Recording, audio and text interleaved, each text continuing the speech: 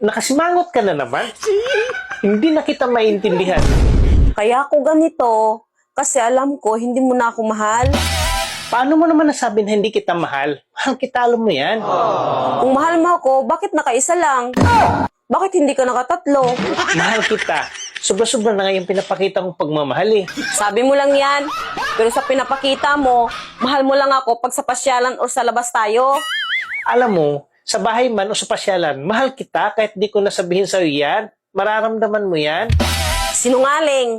Aba, ba't mo nasabing sinungaling ako ha?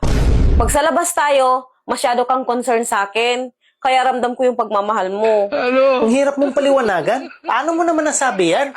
Pag nasa labas tayo, lalo na pag nakachoblis ako, ginadyakitan mo ako. Kaya ramdam ko yung pagmamahal mo.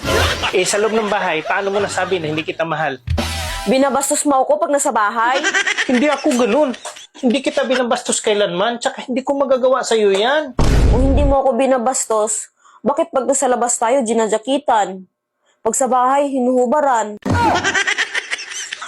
Kasama na yun sa pagmamahal. Ganyan ka ba magmahal? Kinakabagan?